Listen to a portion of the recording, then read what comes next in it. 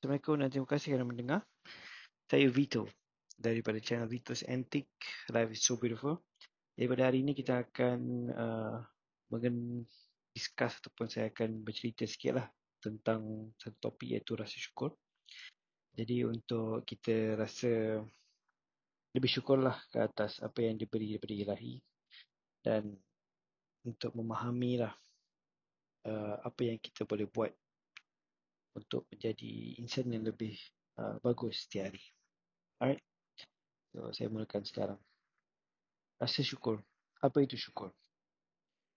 Syukur adalah satu rasa yang lahir dari kesedaran insafan terhadap segala nikmat dan ujian yang telah kita lalui. Untuk benar-benar bersyukur, kita perlu melihat ke belakang dan ke hadapan sambil berpijak di bumi nyata. Kita perlu ingat akan kesusahan yang pernah kita hadapi, yang kini telah menjadi sejarah dan pelajaran berharga. Kita perlu faham mengapa cabaran itu hadir dan bagaimana ia membentuk kita menjadi insan yang lebih kuat dan bijaksana hari ini. Kita juga harus mengenang insan-insan yang telah diutus oleh Tuhan untuk membantu dan menasihati kita. Walaupun sudah lama kita tidak bersua, setiap detik bersama mereka tetap kita hargai dalam doa dan ingatan.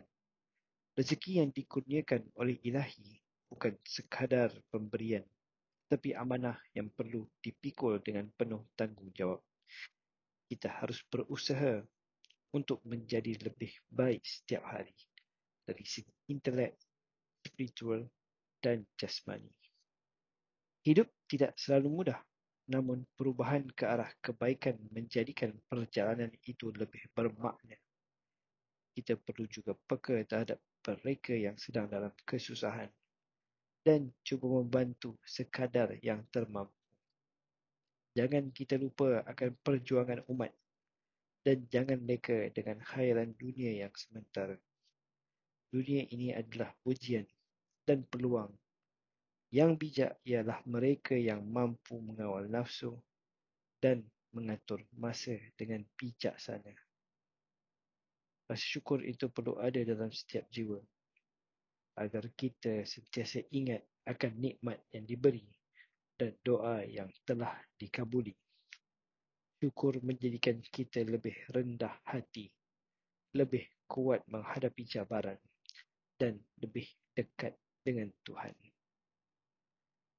Sekian. Alright, itu yang saya nak share. So, this is just a bit informal lah. Okay, saya akan cuba cakap bahasa Melayu dengan sepanjang video ni lah. Jadi, in that cakap bahasa Melayu tu cause English, sorry. So, tujuan utama sebenarnya adalah untuk reflect balik lah. Kita lihat balik apa yang berlaku dalam hidup kita.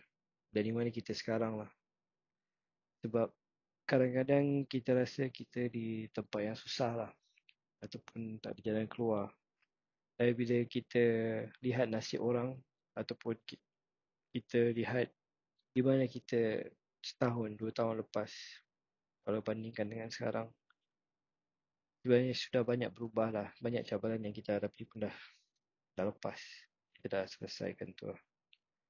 Jadi sekarang kita hadapi cabaran baru. Dan tiap hari ada cabaran baru. Jadi nak hadapi cabaran kena ada rasa sabar lah.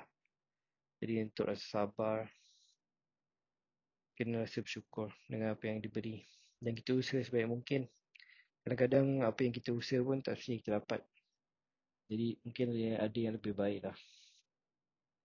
Jadi sebagai manusia kita kena reda. Kita cuba yang terbaik. Dan kita kena doa apa yang kita nak. Jadi sebenarnya start dia macam ni lah. Usaha, doa dan tawakal lah. Apa keputusan pun kita reda lah. Itu saja. Alright. Terima kasih kerana mendengar. Jadi session ni saya buat 5 minit sajalah. So hope you all have a nice day. And thank you for listening. Life is so beautiful. Take care. Goodbye. Selamat tinggal.